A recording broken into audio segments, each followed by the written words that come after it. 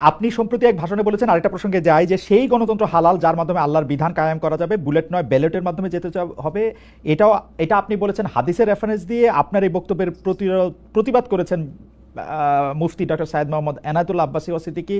রোববার ফেসবুক এক পোস্টে দাবি করেছেন যে তিনি হাদিসের সুস্পষ্ট অপব্যাখ্যা করেছেন। আপনি এক লাইন আবার একটু ব্যাখ্যা দিবেন কিনা? না, আমি হাদিসের দেই নাই। আমি বলেছি যে ডেমোক্রেটিক যে প্রসেসটা, এটা রাসূল করিম সাল্লাল্লাহু আলাইহি সাল্লামের পরে যারা রাষ্ট্র পরিচালনা করেছেন খুলাফায়ে রাশিদিন, তাদের সময় ছিল, এবং এটা বাস্তবতা আমরা সবাই জানি। হযরতে ওমর খুতবা দিতে দাঁড়াইছেন, সাধারণ মুসল্লি বলছে আমি আপনার খুতবা শুনবো না।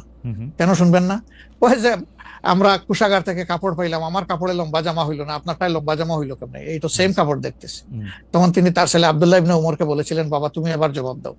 তিনি দাঁড়াইয়া বললেন যে দেখেন, বাবা তো রাষ্ট্রের দায়িত্বশীল, তার সাথে বিভিন্ন বিদেশি প্রতিনিধি দল আসে, এই রাষ্ট্রের সম্মানে আমি বাবাকে বলেছিলাম যে বাবা আমাদের পোশাক 2 টুকরা করে কাটার দরকার নাই, আপনি অনুমতি দিলে আমি কুশাগারকে রিকোয়েস্ট করতে চাই যে আমাদের 2 পিস না কেটে দিয়ে দেওয়ার জন্য, সেটা দিয়ে আপনি জামা বানাবো।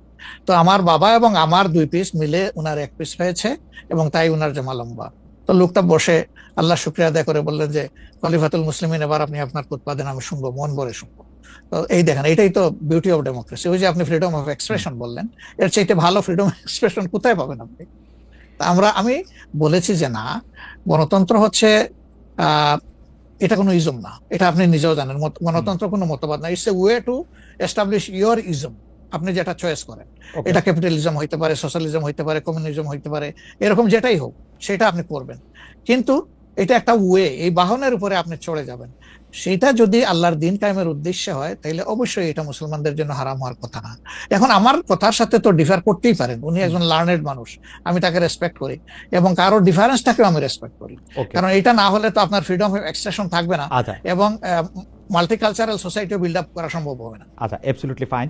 আচ্ছা, আপনি শুক্রবার একটা দলীয় কর্মসূচিতে বলছেন যে দিন কায়েমের চেষ্টা বা প্রচেষ্টা ঐচ্ছিক নয়, মুমিনের উপর ফরজ। আরবার আপনাদের দীর্ঘদিনের একটা স্লোগান হচ্ছে এরকম, আল্লাহর আইন চাই।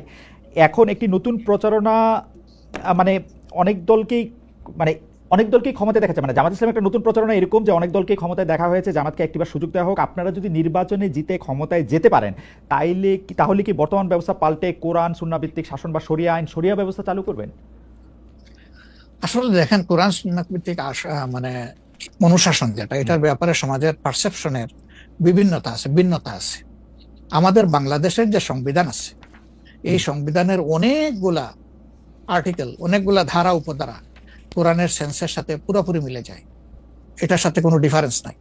আবার কিছু কিছু ধারা আছে সেখানে কনফ্লিক্ট, কন্ট্রাডিকশন আছে।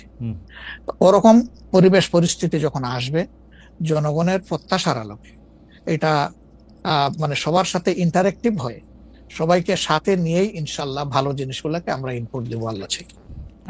তবে এটাও মনে রাখার বিষয় যে কোরআনী শাসন হঠাৎ করে আল্লাহ তাআলা এস্টাবলিশের হুকুম দেন নাই, it was a gradual process. Say for example মাদক কিন্তু দুনিয়ার কেউ কিন্তু এটাকে অ্যাপ্রুভাল দেয় না, বাট এটার প্র্যাকটিস সব জায়গায় আছে, এটা বাস্তবতা। তো সেই মদ যখন হারাম ঘোষণা করা হয়, নিষিদ্ধ করা হয়, তখন কিন্তু 3 পর্যায়ে গিয়ে চূড়ান্তভাবে এটা নিষিদ্ধ করা হয়েছিল। তো এটা গ্রাজুয়াল একটা প্রসেস।